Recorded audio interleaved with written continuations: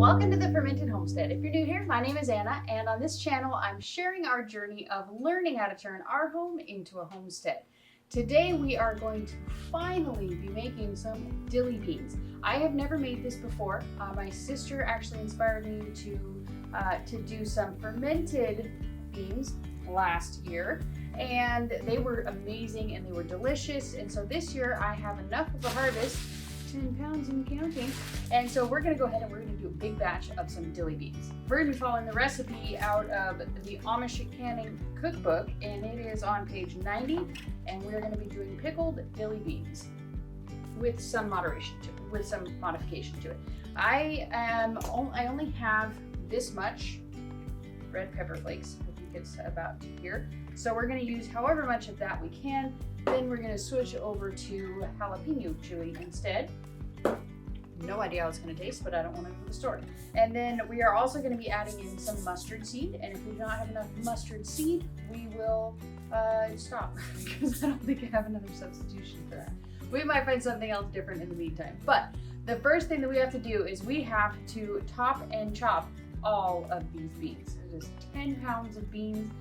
I have never looked forward to and dreaded something so much in my life, because I know that once I actually get this done, I will have some pickled beans on the counter and I'm on the shelf, and I'm super stoked about that. So, okay. Thankfully, these are stringless, so it shouldn't be too much of an issue. And so I'm gonna go ahead, we're gonna get them all into this fancy little bowl here, or into the jars. I have the jars over there, they are sterilizing. This recipe calls to have these cooked in the water bath canner for 10 minutes for my altitude, which is, it says, 5 minutes. Oh gosh, it's even less. Okay, so we absolutely need to sterilize these jars.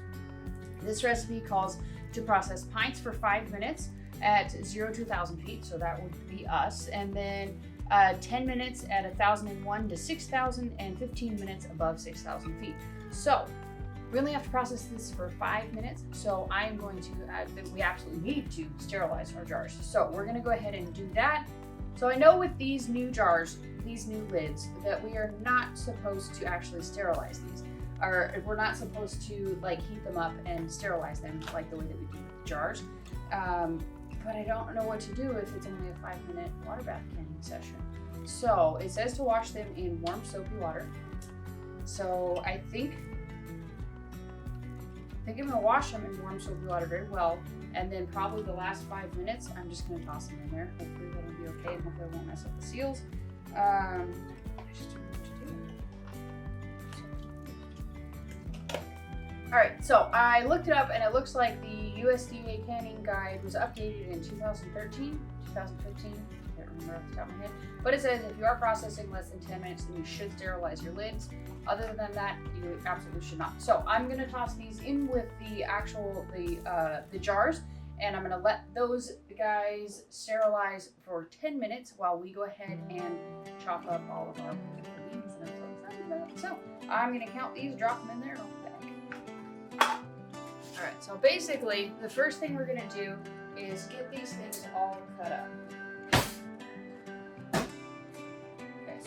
I have washed my hands, I've rinsed off these beans, and next what we're gonna do is we need to size these so that they're the correct size to fit in these jars.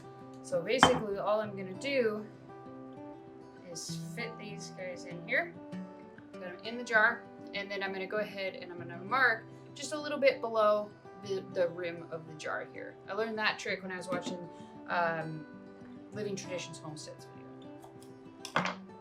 That, double check, make sure it fits. I think we're good. So, and we're gonna go ahead and I'm gonna save these little bits and pieces that are gonna be left over. I'm gonna save these ones and just make separate jars of just like little pieces, or I might, yeah, that's probably what I'm gonna do. Save them and make little jars.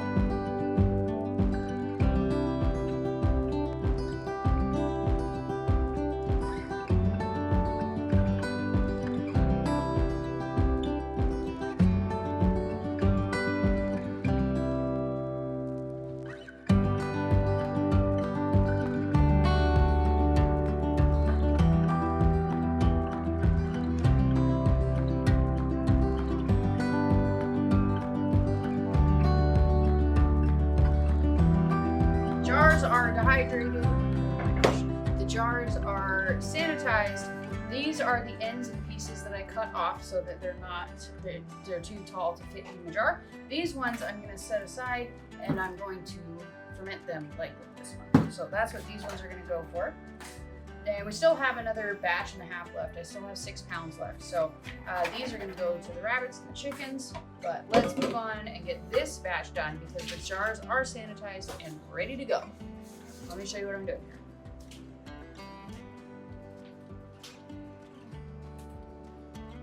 The next thing that we need to do that I kind of overlooked was actually mixing up the brine.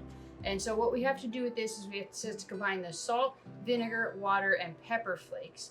And that is, where's that at? 1/2 cup of salt, 4 cups of 5% vinegar, 4 cups of water, and 1 teaspoon of hot red pepper flakes. Optional. I didn't realize that the teaspoon of the pepper flakes was for the whole batch. So, I have enough, obviously. So I'm going to be using more than that, but I have enough. Okay, so then we're going to go ahead and heat this up to dissolve it. This is to bring it to a boil. Yeah, so we're just going to bring this to a boil. We'll stir it up to make sure that all the salt is incorporated, and then that's it. So while that is coming up to a boil, now we're going to go ahead and fill up these wonderful jars. And it says to use, we're supposed to put a clove of garlic in each jar. I don't have garlic cloves, so I'm just going to use this garlic. And the ingredients on it says that all it has in there is garlic, water, and citric acid. And citric acid is perfectly fine to can with, it's actually something that makes it a little bit more acidic, so there's not to worry there. But if you're using this, you want to make sure you check the label, make sure it's good. And then, yeah, so it just says garlic cloves. And then this thing says to use 8 to 16 heads of fresh dill. And I was reading in another book, then it said that you can substitute, obviously I don't have fresh dill, so we're gonna use dill seed instead. And it says to do, I think it's a teaspoon. Let me double check this out. It's a 1/2 of a teaspoon per pint jar. So we're gonna add that to it. And then we're just gonna add the mustard seed to it as well. I'm thinking probably 1/4 of a teaspoon of mustard seed per jar. And that's it. So let's do this. And the conversion for this says to do 1/2 of a teaspoon for 1 clove of garlic. And so I'm going to do a teaspoon because I'd like to have a little bit more garlic.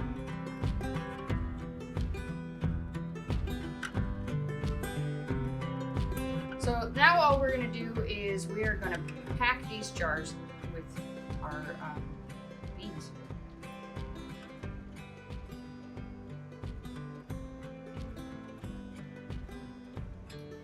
And I'm just going to pack as many in each jar as I possibly can.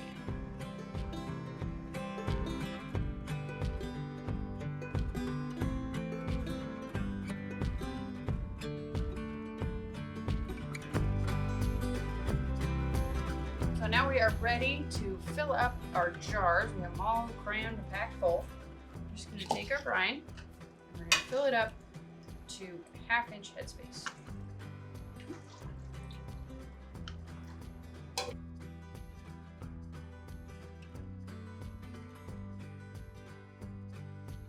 Alright, so now that we have them kind of filled up, we're going to go ahead, we're going to come through and we're going to make sure that these are each 1/2 inch headspace. So let's get some of these out of the way here. So see, I can see well. Okay, so next what we're going to do is we're going to rub the rim with some vinegar water. I don't know how necessary the vinegar part is for this particular recipe, but I just do it with every single one. Just go. There's no sugar, there's no grease, so you're probably pretty safe. But you definitely want to at least rub the rim with like some water on a towel.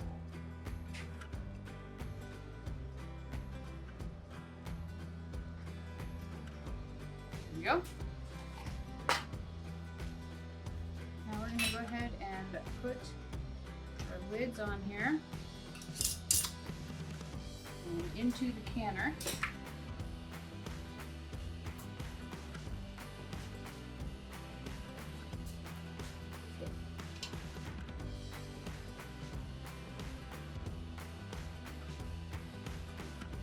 You're gonna tighten it fingertip tight, which is as tight as you can realistically get it with these 3 fingers here. Just tighten it up, and that's pretty much spot on. All right, now that we have the canner all filled, we put the lid on it. It's gonna turn it up to high, and once this thing starts to come to a rolling boil, we're gonna set our timer for 5 minutes. I'm gonna be real with you, I'm probably gonna let it run for 10 minutes, and then once that 10 minutes is up, we are going to take the lid off. We're gonna turn the heat off and let it set for another 5 minutes, and then start unloading it from the canner. So I will, I'll bring you back. All right, your time is up. I need to take this out.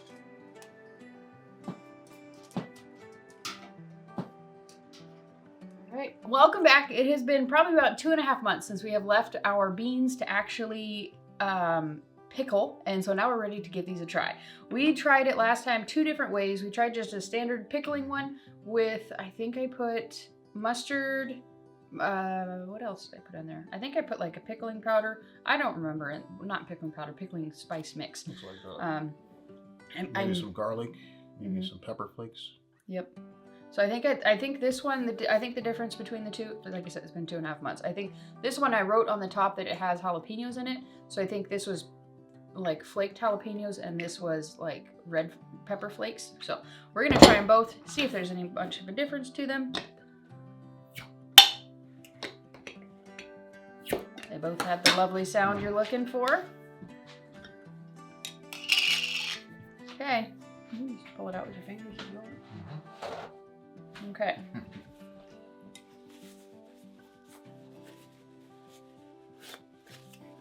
There we go. All right.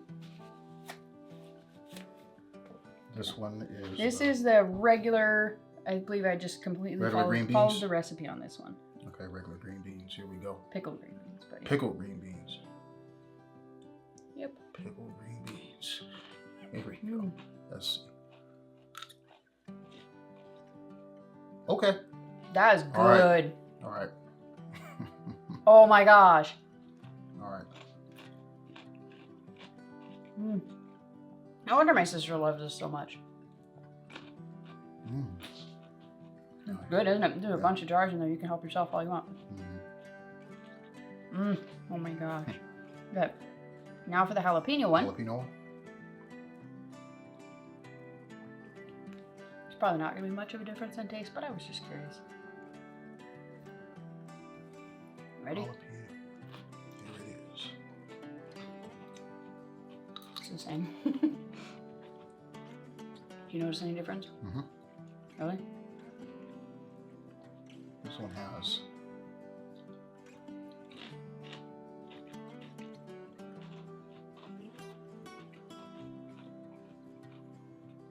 I don't sense any heat. About the same crunch. Seems less intense of a pickled flavor though. That's true. That is true. It does seem pickled. I wonder what, I can't remember what the difference was between the two. But I would go for the... I would go for this one too, but this one's still just as good. Still good though. It's just a milder flavor. I can't remember what the difference was. I thought it was just the jalapeno. Jalapeno versus red pepper flakes, but I mean, see, they look exactly the same. You can see all the mustard and the... Yeah. What is the other one I put in there? Yeah, it must be the jalapeno that's the difference. Yeah. Yeah. But it's weird that it would make that much of a difference in the strength of like the pickling part almost. Yeah. Anyways, they're both delicious, and I'm definitely going to be making these again next year. If I get any more beans out of the garden, I'll be making these with them as well. Go ahead. I can't do that on camera. Lady and the Tramp with pickled beans. All right. So, I just finish chewing.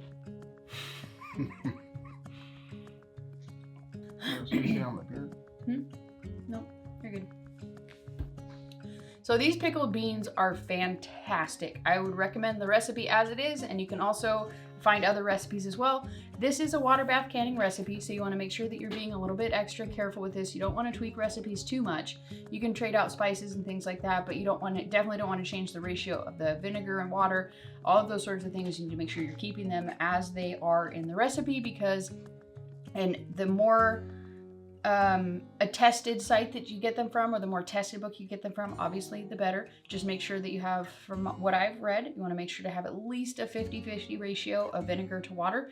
Anything less than that, meaning like if you put only a cup of vinegar and like 4 cups of water, that would not be something that you can actually water bath can. You would have to pressure can it at that point. So you just have to be really careful when anytime you're even thinking about tweaking a recipe. Just be very careful, make sure you follow all the guidelines, and I would recommend not really altering a water bath canning recipe much at all. So other than that, please give this a try. It is delicious, it's amazing, and we're probably gonna munch on this for the rest of the day. It's probably not even gonna make it to the fridge. So I hope you enjoyed this video. If you do, give it a thumbs up. Remember to subscribe to this channel if you haven't already, and we'll see you next time. Thanks for watching. Bye. Bye.